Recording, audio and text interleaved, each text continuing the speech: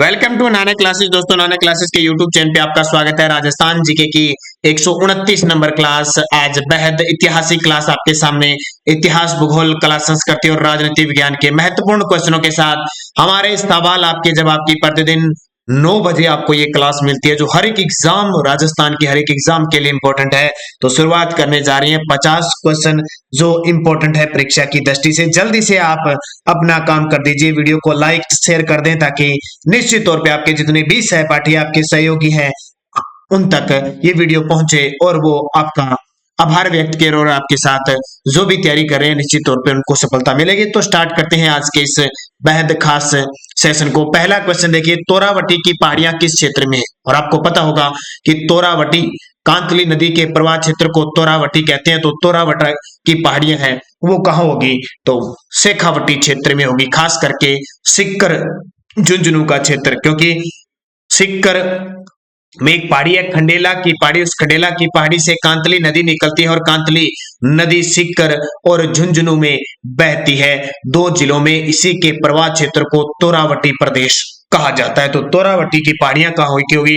शेखावटी। और आपको एक ये भी करंट का पता होगा कि आज हमारे राजस्थान में नया मंत्री परिषद बना है, कुछ कैबिनेट नए मंत्री बने हैं, अलग अलग सबको विभाग दे दिए गए हैं। उनका वीडियो मैंने बना दिया, जरूर देखें। और सुबह 7 बजे की 7:15 की जो करंट की क्लास होगी, उसमें भी आपको शानदार हर एक मंत्री का पद पूर्व में क्या था और कौन सा विधानसभा क्षेत्र था उसकी जानकारी मिलेगी। राजस्थान के किस क्षेत्र में विंध्यन पठार का विस्तार है? राजस्थान के किस क्षेत्र में विंध्यन पठार का विस्तार है? विंध्यन पठार निश्चित तौर पे आपको पता होगा दक्षिणी पूर्वी का जो क्षेत्र है, जिसको हम कहते हैं हाड़ौती का जो क्षेत्र कहते हैं, बारां, झालावाड़, कोटा और बूंदी, ये है यहाँ पे विंध्यन के पठार का, दक्षिणी पूर्वी मालवा के पठार का विस्तार है। सिरोही जिले में तीव्र ढाल वाली व कटी फटी जो पहाड़ियां हैं उन्हें स्थानीय नाम क्या नाम दिया गया है? सिरोही जिले के अंदर जो कटी फटी और तीव्र ढाल वाली जो पहाड़ियां हैं उन्हें स्थानीय नाम क्या दिया गया है? तो सिरोही का नाम आता है बाकर क्षेत्र। क्या? बाकर की पहाड़ियां हैं जो कटी फटी है। तो ये ध्यान रखना, तीव्र ढाल वाली पेपर में सीधे सीधे क्वेश्चन आता है। बुराट का पठार उदयपुर में है। ऊपर माल का पठार बिजोलिया से लेकर भैंसरोडगढ़ तक फैला हुआ है। और गिरवा की पहाड़ियां जिनकी आकृति है तस्तरी नुमा जो आकृतियां हैं वो भी गिरवा की पहाड़ियां उदयपुर के अंदर है। निम्न में से कौन सा क्षेत्र बालू का स्तूप मुक्त है? बालू का स्तूप मुक्त है। देखो, फलोदी, पोखरण, वायुती, चोटन, ओसिया, शेरगढ़ या शेरगढ़ सीव। बालू का मुक्त है वो है शेरगढ़ और सीव। ये स्थान यहाँ पे मिट्टी नहीं है, बिल्कुल ही रेतीला नहीं है, बल्कि चट्टानी प्रदेश है। क्योंकि आपको पता है 3 क्षेत्र इधर से जैसलमेर, बाड़मेर और जोधपुर में सेज की स्थापना की गई है। सेज कह सकते हैं, सीज कहते हैं। सोलर एंटरप्राइजेज एनर्जी जोन की स्थापना इस क्षेत्र में की गई है। जैसे जैसलमेर का ये पोखरण क्षेत्र है, जोधपुर का फलोदी क्षेत्र है और थोब बाड़मेर का इस क्षेत्र में स्थापित किया गया। अरावली पर्वत किस प्रकार की है? ज्वालामुखी से बनी है, फोल्डर युक्त है, अवरोधी है या फिर अवशिष्ट है? तो ये क्वेश्चन तो हम बार बार पढ़ते हैं कि अरावली पर्वतमाला अवशिष्ट पर्वतमाला है। अब ये क्वेश्चन काफी कई बार क्या होता है कि कंफ्यूज कर देता है। एक तो वलित होता है और एक अवशिष्ट होता है। अब कई बार पेपर में दोनों ही आ जाते हैं। तो इसका उत्तर क्या होगा? जब आपसे पूछे प्राचीन अरावली पर्वतमाला है वो कैसी थी, तो वो वलित पर्वतमाला थी। लेकिन वर्तमान में अरावली पर्वतमाला कैसी हो चुकी है? अवशिष्ट। अवशिष्ट का मतलब टूटी फूटी हो चुकी है, लगातार इसमें खनन हो रहा है, इस कारण ये कटी फटी टूट रही है लगातार। इसलिए प्राचीन तो ये वलित पर्वतमाला थी, वर्तमान में ये अवशिष्ट है। अरावली पर्वतमाला जो अरब सागर से निकलती है, अरब सागर को पिता कहते हैं अरावली का। और राजस्थान में टोटल 692 में से 550 किलोमीटर, लगभग 80% इसका विस्तार राजस्थान में है। पूर्व बेसिन मैदान का भाग नहीं है।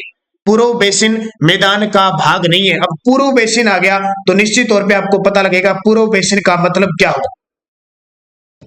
पूर्वी बेसिन मैदान का भाग नहीं है। देखो चंबल, लूनी, छप्पन, बनास, सीधा सीधा लग रहा है कि लूनी बेसिन है वो पूर्वी बेसिन का भाग नहीं है, क्योंकि ये अरावली पर्वतमाला से लूनी नदी निकलती है, लेकिन बहती कहां पे है? पश्चिमी राजस्थान में बहती है, तो ये पूर्व बेसिन का भाग नहीं है। चंबल भी है, पूर्वी जिलों में बहती है। छप्पन बेसिन ये जो माही नदी बनाती है, और बनास बेसिन है तो ये पूर्वी मैदान में बहती है। तो ये कौन सा उत्तर है? लूनी बेसिन। चंबल बेसिन के दक्षिण भाग में स्थित पहाड़ियां क्या कहलाती है? चंबल जो बेसिन है, चंबल बेसिन का मतलब चंबल नदी जहां बहती है उसके दक्षिण वाला जो भाग है वो क्या कहलाता है? तो देखिए बीहड़, तो बीहड़ क्षेत्र का तो निर्माण करती है। आदावाल या आडावाल ये तो बूंदी के अंदर पर्वत है। डांग क्षेत्र ये करौली क्षेत्र में, धौलपुर में ये डांग क्षेत्र है चंबल का। प्रस्तर है, पत्थर है, यानी दक्षिण में आपको पता होगा मालवा, मालव गंगा या मालवा की गंगा चंबल नदी को कहते हैं, और मालवा के पठार से निकलती है। पठार यानी पत्थर है। तो चंबल बेसिन के दक्षिण भाग में स्थित पहाड़ियां वो प्रस्तर कहलाती है, इसलिए ये क्या होगी? पठार यानी पत्थर हो गए। ये क्षेत्र उबड़ खाबड़ पठारी युक्त है। तो इस प्रकार का क्वेश्चन देखिए आसान जरूर लगता होगा, लेकिन निश्चित तौर पे आपको थोड़ी सी मुश्किल में जरूर डालेगा अगर आपने थोड़ा सा कॉमन सेंस लगाकर इस क्वेश्चन को देखा नहीं। रोजा भाकर पर्वत किस जिले में है? ये क्वेश्चन भी बहुत बार पूछा जाता है। रोजा भाकर, तो रोजा भाकर पर्वत है वो जालोर में। अब ये एक तो याद रखना, अब यहां से कई बार क्वेश्चन पूछा है जालोर के प्रमुख पर्वत पूछा जाता है। एक तो ध्यान रखना जालोर में डोरा पर्वत है। कौन सा? डोरा पर्वत है जो 869 मीटर है। पश्चिमी राजस्थान का सबसे ऊंचा है ये डोरा पर्वत। पश्चिमी राजस्थान का सबसे ऊंचा पर्वत पूछे, डोरा पर्वत है। फिर यहाँ पे जालोर में एक है इसराना भाकर। कौन सा? इसराना भाकर 834 मीटर ऊंचा है। उसके बाद में रोजा भाकर, इनकी कई बार लंबाई चौड़ाई पूछी ये क्रम पूछा जाता है, 730 मीटर है। और फिर आता है जारोला झराड़, जारोला पहाड़।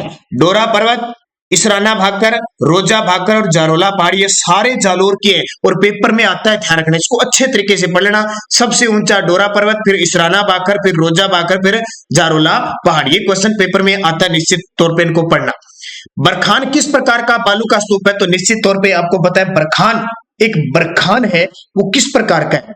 बरखान है अर्धचंद्राकार। ऑप्शन में नहीं आया, लगा लेना, अर्धचंद्राकार इसका उत्तर हो जाएगा। बरखान इस प्रकार की आकृति का निर्माण करते हैं, जैसे आधा चांद है ये यहां से, इस प्रकार बालू का स्तूप है एक बरखान। डी उत्तर हो जाएगा, अर्धचंद्राकार।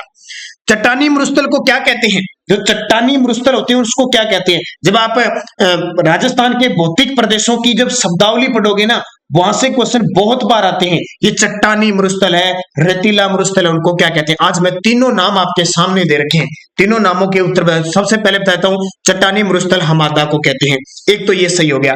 अब इर्ग किसको कहते हैं? तो जो रेतीला क्षेत्र होता है ना, रेतीला क्षेत्र उसको इर्ग कहते हैं। किसको? रेतीले क्षेत्र को इर्ग कहते हैं। उसके बाद में रेग किसको कहते हैं? जब रेतीला भी होता है और उसके साथ पथरीला भी होता है उसे रेग कहते हैं। और हमादा जो चट्टानी मरुस्थल होता है, चट्टानी भाग होता है, उसको हमादा कहते हैं। तो तीनों शब्द आपके लिए इंपॉर्टेंट है, इसको याद रखना।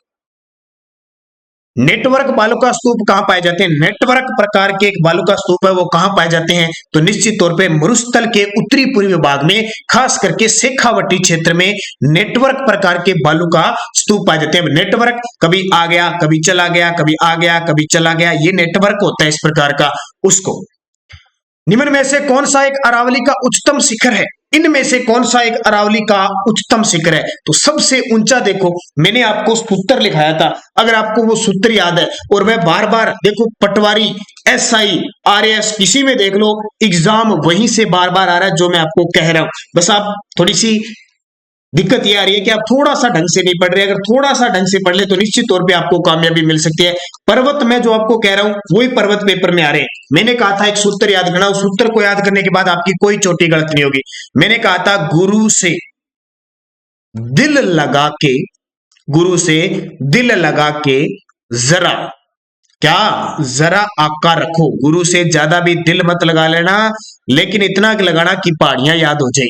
गुरु से दिल लगा के जरा आकार रखो, जरा आकार रखो। देखो गुरु शिखर सबसे ऊंची चोटी है, शेर दूसरी सबसे ऊंची चोटी, दिलवाड़ा तीसरी सबसे ऊंची चोटी, उसके बाद में लगा के छोड़ दो चे, लगा के जरगा, उसके बाद में जरगा उससे सबसे ऊंची चोटी, फिर जरगा आ गई, फिर अचलगढ़ आ गई, फिर कुंभलगढ़ आ गई, फिर रघुनाथगढ़ आ गई और फिर खो आ गई। यहां तक याद करने की जरूरत नहीं है। यहाँ कुंभलगढ़ आ गया देखो, तो इसमें से देखो सबसे ऊंची चोटी कुंभलगढ़ आ गया राष्ट्र। इस सूत्र को याद रखना, गुरु से दिल लगा के जरा आशा रखो। निम्न में से कौन सी पहाड़ियां मध्य अरावली में स्थित है? मध्य के भाग में जाओ, देखो गिरवा की पहाड़ी तो उदयपुर में, ये तो दक्षिण में आ गई। इसराना पहाड़ियां जालोर में है। मेरवाड़ा की पहाड़ियां अजमेर में। निश्चित तौर पे उत्तर ये होगा, क्योंकि राजस्थान का अरावली क्षेत्र का मध्यवर्ती अगर कोई क्षेत्र है तो वो अजमेर है, और गोगुंदा की पहाड़ियां उदयपुर के अंदर है। राज्य का दूसरा सबसे बड़ा शहर कौन सा है? राज्य का दूसरा सबसे बड़ा शहर, तो पहला तो आपको सबसे बड़ा शहर पता है कौन सा? जयपुर है। दूसरा बड़ा शहर यानी जनसंख्या में पूछ रहा है, सबसे बड़े जयपुर की बात आती है। दूसरा आता है जोधपुर में सबसे ज्यादा जनसंख्या है। बाकरी रण किस जिले में स्थित है? ये देखिए शब्दावली, ये देखिए इंपॉर्टेंट। बाकरी रण कहां पे है? जैसलमेर में। बाकरी रण जैसलमेर में है। राजस्थान का प्रथम मशीनरी केंद्र कब स्थापित किया गया? राजस्थान का प्रथम मशीनरी केंद्र है वो 1860 में स्थापित किया गया। इस प्रकार के क्वेश्चन बस थोड़े थोड़े याद रखें। असंगत युग्म को छांटिए। ये देखिए, सिर और मस्तक के आभूषण रखड़ी, शीश फूल, फेणी, ताबीत होते हैं। बिल्कुल ये तो सही है। बाजू और हाथ के मोखड़ी, पूंचिया, अणतर पट्ट होते हैं, ये भी सही है। कमर के आभूषण करधनी, तगड़ी, कणकती, कंदोरा। कै वाले हैं, कैसे करधनी, कैसे कणकती, कैसे कंदोरा। कान के आभूषण पोत, हाकर, पंचलड़ी, चंदनहार। ये गलत हो गया। आपको पता है चंदनहार कहां हो गया? हार का है ये तो, चंदन हार कहां कान में पहने, तो असत्य हो गया। देश हितैषणी सभा का गठन कब किया गया? तो देश हितैषणी सभा का गठन 2 जुलाई 1877 को किया गया। नाक में पहना जाने वाला आभूषण, अब महिलाएं जल्दी से इसका उत्तर दे दे, क्योंकि नाक में आप जो आभूषण पहनते हैं उसको क्या कहते हैं? झेला, चुन्नी, सांकली, फुलरी। इनमें से बताना है आपको। अगर आपने पहन रखा है तो आपको पता चल जाएगा। बाकी लगभग महिलाएं है ना अपने उत्तरी राजस्थान की, उनको तो पता ही नहीं है कि हमने आभूषण पहन कौन सा रखा है। सही नाम उसको पता नहीं है, बस इशारे करके उसका आभूषण को सुनार को जाकर देती है, ये बना दे वो बना दे। सही नाम है ना वो, क्योंकि ज्यादातर हमारी जो कला संस्कृति है वो दक्षिणी राजस्थान के जो जनजातीय क्षेत्र है उनमें बहुत फेमस है, क्योंकि वो अपने रीति रिवाज पर पक्के हैं। अपने तो सब कुछ ये जैसे मोबाइल आना खत्म करने लगे। चुन्नी, चुन्नी ठीक है, अपने चुन्नी ओढ़ते हैं, लेकिन चुन्नी नाक में पहने जाने वाला आभूषण है। सिर पर बांधे जाने वाले आभूषण को क्या कहा जाता है? अब सिर पर बांधे जाने वाले आभूषण को हम क्या कहते हैं? सिर रतन, चूड़ा रतन, अनोखा रतन, अनमोल गगन। ये भी आभूषण जल्दी सी महिलाएं जितनी भी बालिकाएं देख रही है उत्तर जरूर आना चाहिए, फिर तो मानेंगे आप आभूषणों का हार श्रृंगार करते हो, नहीं तो फिर क्या क्या बात बनती है। फिर तो पुरुषों की तरह हमारे जैसे ही फिर रहना, हमारे जैसे हम किसी नए तो जानते हो नहीं पहनते। तो इसका उत्तर है चूड़ा रतन। राजस्थान में प्रथम मशीनरी केंद्र कहां स्थापित हुआ? अब दोबारा आ गया। देखो पहले तो ये पूछा था कि 1860 में हुआ था, अब ये कहां स्थापित हुआ? ब्यावर अजमेर में। जमेला आभूषण कहां पहना जाता है? लो भी जेला जमेला, जल्दी बता दो। जमेला और जमेला आभूषण कहां पहना जाता है? कान में। आज तो वाट लग जाएगी महिलाओं की। राजस्थान में सागड़ी निवारण अधिनियम किस वर्ष पारित किया गया? बंधुआ मजदूर अधिनियम होता ना, बंधुआ। सागड़ी निवारण अधिनियम किस वर्ष पारित किया गया? 1961 में। कब? 1961। लो फिर आ गया। सिर पर पहना जाने वाला आभूषण बता दो। बारी, टिक्का, अणत या नवरत्न। सिर पर पहना जाने वाला आभूषण इसमें से कौन सा है? तो ये तो आपको निश्चित तौर पे पता है, टिक्का। आदिवासी स्त्रियों द्वारा पहने जाने वाला वस्त्र, आदिवासी स्त्रियों द्वारा पहना जाने वाला वस्त्र, देखो लुंगड़ा भी पहना जाता है, रेनशाही भी होता है, चुन्नड़ भी होती है, तो उपयुक्त सभी। राजस्थान में सर्वप्रथम किस जिले में कन्यावध को गैर कानूनी घोषित किया गया था? राजस्थान में सर्वप्रथम किस जिले में जो कन्यावध है उसको गैर कानूनी घोषित किया गया था सबसे पहले? तो कैसे कन्या कैसे कोटा, कैसे कन्या कैसे कोटा। आप मुझे कमेंट करके जरूर बताओगे, क्योंकि मैं इससे पहले 2-3 बार आपको इसके बारे में बता चुका हूं। कन्यावध के लिए कोटा ने सबसे पहले किस वर्ष गैर कानूनी घोषित किया था?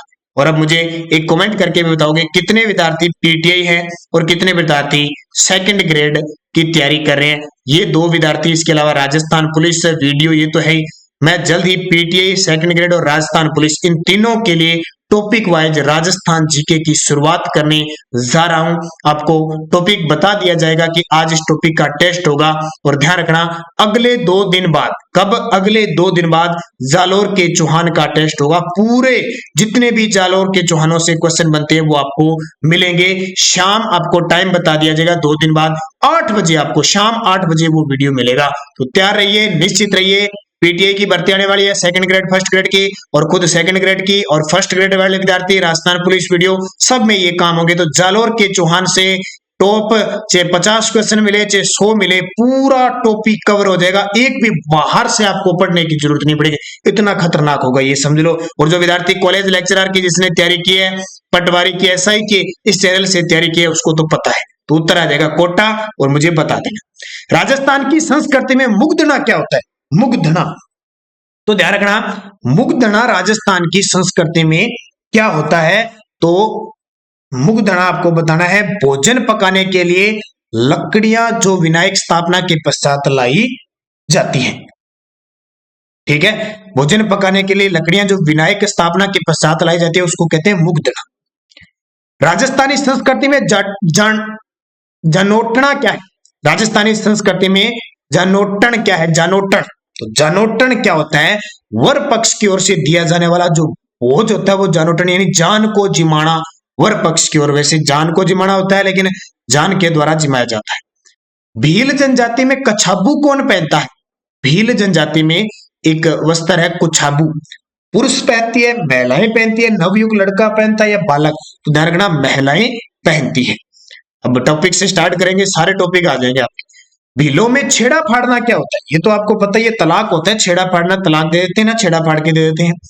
बल्ले आभूषण कहां पहना जाता है? आज तो आभूषणों की बात लगा दी भी, और बहुत इंपॉर्टेंट है ये। सेकंड ग्रेड, इससे पहले जो 2000 पता नहीं 15 में हुआ, 16 में सेकंड ग्रेड हुआ, तो उसमें क्वेश्चन आया था सीधा सीधा, बल्ले आभूषण हाथों में कहां पहना जाता है? हाथों में। राजस्थानी संस्कृति में ओलंदी क्या है? ये देखिए, ये क्वेश्चन अभी ताजा जो जेवीएनएल का, आरबीएनएल का राजस्थान केंद्र पेपर हुआ था उसमें क्वेश्चन आया था। राजस्थान संस्कृति में ओलंदी, तो नववधु के साथ जाने वाली लड़कियां जो स्त्री होती है उसको ओलंदी कहते हैं। नवनिर्मित गृह के उद्घाटन की रस्म क्या कहलाती है? तो सीधी सी बात, हम पता है नांगल करते हैं। नए घर में प्रवेश करते हैं तो नांगल करते हैं। मोसर, ये मोसर क्या होता है? जब किसी की घर में मृत्यु हो जाती है तो उसके बाद में 12 दिन बाद ये वगैरह दान पुण्य वगैरह किया जाता है ना, भोजन खिलाया जाता है, तो मोसर होता है। तो बडार जो बिचौलिया होता है, और जामना जो जमाई के हिसाब से होता है। लॉर्ड डलहौजी ने स्त्रियों को विधवा विवाह से मुक्ति प्रदान करने हेतु विधवा पुनर्विवाह अधिनियम किस वर्ष बनाया था? लॉर्ड डलहौजी ने स्त्रियों के विधवा विवाह से मुक्ति प्राप्त करने के लिए एक विधवा पुनर्विवाह अधिनियम, तो ये 1856 में, उस समय आपको पता है 1857 की क्रांति हुई थी और फिर लॉर्ड कैनिंग आया था। आदिवासी स्त्रियों का वस्त्र है, जो आदिवासी स्त्री है उनका वस्त्र क्या है? जामसाई साड़ी, नादना, कटकिया, उपयोग सभी, तो ये सारे आदिवासी स्त्रियों के वस्त्र हैं। सती प्रथा का अन्य नाम क्या है? देखो, कला संस्कृति में इस प्रकार के क्वेश्चन आएंगे। इस पहले मैंने आपको नृत्य के बारे में खूब क्वेश्चन दे दिए, अब लगातार चेंजिंग होते जा रही हर एक क्वेश्चन। सती प्रथा का अन्य नाम देखो, सहमरण भी कहते हैं, सहगमन भी कहते हैं, अनवारोहण भी कहा जाता। तो ये सभी सहमरण, सहगमन, अनवारोहण भी कहा जाता है, अनुमरण भी कहा जाता है इसे। राजस्थान में सर्वप्रथम सती प्रथा को किस स्थान पर गैर कानूनी घोषित किया गया? सर्वप्रथम सती प्रथा को बूंदी के अंदर किया गया 1829 में। जैसे ही राजा राममोहन राय के प्रयासों से सती प्रथा पर कानून होगा, 1831 में ये स्टार्टिंग कर दी बूंदी ने। गर्भवती स्त्री को अमंगलकारी स्त्रियों शक्तियों से बचाने के लिए किया गया संस्कार क्या होता है? तो ये तो आपको 16 संस्कार पता है। गर्भवती स्त्री को अमंगलकारी जो शक्तियों से बचाने के लिए किया जाता है वो सीमंतोनयन किया जाता है। कौन सा? सीमंतोनयन। शिक्षा समाप्ति पर किया जाने वाला संस्कार, अंतिम यानी अंतिम क्या, सॉरी, शिक्षा समाप्ति पर जो किया जाता है उसको कहते हैं समापवर्तन। क्या कहते हैं? समापवर्तन। शिक्षा समाप्त हो गई और फिर गुरु को गुरु दक्षिणा देकर और शिक्षा समाप्त हो जाती है उसकी। गुलाबी क्रांति का संबंध है, गुलाबी क्रांति का संबंध है, तो गुलाबी जिससे बात है झींगा उत्पादन से संबंधित है। चेवनी क्या है? ये देखिए क्या क्वेश्चन है, बड़ा शानदार क्वेश्चन है। भेड़ का मांस होता है, बकरी का मांस होता है, मुर्गी का मांस होता है, भेड़ की खाल होती है, तो बकरी के मांस को क्या कहते हैं? चेवनी कहा जाता है। किस एकमात्र अभिलेख में अशोक ने अपने आप को मगधीराज यानी पियदसी राजा मगध कहा है? एकमात्र ऐसा अभिलेख है जिसमें अशोक ने अपने आप को मगध यानी मगध का राजा, प्रियदर्शी राजा मगध कहा। तो भाबरू शिलालेख जो विराट हमारे राजस्थान से प्राप्त हुआ है उसमें कहा गया। माही बजाज सागर परियोजना है तो सीधी सी बात है, माही बजाज सागर बांध बांसवाड़ा में बना हुआ है। दो राज्यों की परियोजनाएं राजस्थान और गुजरात की। राजस्थान का हिस्सा 45% और गुजरात का 55 जल के अंदर है, लेकिन जो विद्युत मिलती है ना सारी बिजली वो 100 की 100% 144 मेगावाट मिलती है, वो सारी राजस्थान को मिलती है। उस अभयारण्य का नाम क्या है जिसके पूर्वी सिरवे पर तो गागरोन दुर्ग है। ये अभयारण्य, इसके पूर्व में गागरोनी दुर्ग, दक्षिणी सिरे पर हिंगलाजगढ़ है, दक्षिणी सिरे पर हिंगलाजगढ़ है और पश्चिमी सिरे पर भैंसरोडगढ़ है। वो किला कौन सा है? तो बड़ा ही जबरदस्त हिंट दिया है, दर्रा अभयारण्य मुकुंदरा हिल्स। याद रखना 2012 में से राष्ट्रीय उद्यान घोषित किया गया और 2013 में से टाइगर रिजर्व घोषित किया गया। कौन सा युगम बेमेल है बता दो। गुलाबी नगरी तो जयपुर को कहते हैं, सबको पता है। झीलों की नगरी उदयपुर को कहते हैं, ये भी सही है। सूर्य नगरी सन सिटी जोधपुर को कहते हैं। वस्त्र नगरी कोटा को नहीं कहते, वस्त्र नगरी भीलवाड़ा को कहते हैं। इस वर्ष राजस्थान में स्वीडन के सहयोग से सभी के लिए शिक्षा प्राप्त करने के लिए योजना प्रारंभ की गई। राजस्थान में स्वीडन के सहयोग से सभी के लिए शिक्षा प्रदान करने के लिए एक मॉडल योजना अपनाई गई थी जून 1992 के अंदर। माधो सिंह व जवाहर सिंह का संबंध किस युद्ध से है? माधो सिंह और जवाहर सिंह का युद्ध कामा भरतपुर के अंदर युद्ध हुआ था 1768 में, उनका संबंध है माधो सिंह और जवाहर सिंह भरतपुर के थे, माधो सिंह जयपुर के। इंदिरा गांधी नहर परियोजना क्षेत्र में पशुपालन विभाग द्वारा सेवण घास के संरक्षण तथा हरे चारे की हरे चारे की उपलब्धता सुनिश्चित करने हेतु कौन सा कार्यक्रम संचालित किया जा रहा है? गोल्डन ग्रास प्रोजेक्ट, ग्रास यानी घास। किस जिले में अक्कलवुड फॉसिल पार्क है? अभी आपने क्वेश्चन पटवारी में देखा होगा, सीधा सा ही पूछ लिया उसने कि निम्न में से कौन सा अभयारण्य है वो अक्कलवुड फॉसिल पार्क के लिए जाना जाता है। तो आपको पता है मरु राष्ट्रीय उद्यान है वो जैसलमेर में वो जाना जाता है। आज का अंतिम क्वेश्चन, कौन सा देश लगभग राजस्थान के क्षेत्रफल के बराबर है? कौन सा देश लगभग राजस्थान के क्षेत्रफल के बराबर है? जाते जाते इसका जवाब तो मुझे सारे विद्यार्थी दे देना, बड़ा ही शानदार क्वेश्चन है। वैसे आप सभी विद्यार्थी जवाब दे सकते हो, फिर मैं 2-3 आपको और बताता हूं। तो इसका उत्तर तो हो जाएगा जापान राजस्थान के लगभग क्षेत्रफल के बराबर है। अब देखिए श्रीलंका से राजस्थान है वो 5 गुना बड़ा है, श्रीलंका से राजस्थान 5 गुना बड़ा है। चेकोस्लोवाकिया से राजस्थान 3 गुना बड़ा है। इजराइल से तो राजस्थान 17 गुना बड़ा है, 17 गुना। इंग्लैंड से ये दुगने से भी बड़ा है और जापान की तुलना बस लगभग बराबर से की जाती है, तो राजस्थान थोड़ा सा छोटा माना जाता है। ये आपके टोटल 50 क्वेश्चन हो गए। कितने हो गए? 50 क्वेश्चन हो गए। अब कल के विद्यार्थी जिन्होंने कमेंट में जवाब दिए थे, आज उनके नाम बोलूंगा मैं। कई दिन हो गए कि किस किस विद्यार्थी ने जवाब दिया, क्योंकि कई बार क्या मैं ऑफलाइन जवाब नहीं दे पाता, काफी व्यस्तता रहती है इस वजह से। तो भावना सैनी ने आज मंत्रिमंडल के बारे में अच्छा जवाब दिया। मनीष बिश्नोई, जय हिंद सर, आज पहली बार आपकी क्लास है, बहुत अच्छा पढ़ाते हो, थैंक यू मनीषा बिश्नोई जी। आप शानदार तरीके से वीडियो को ज्यादा से ज्यादा शेयर जरूर करें हमारे, क्योंकि निश्चित तौर पे मैं विश्वास दिलाता हूं जितने भी राजस्थान करंट और हमारे क्लास है, एक भी क्वेश्चन आपका बाहर नहीं जाएगा अगर आप कंटिन्यूस देखते हो तो।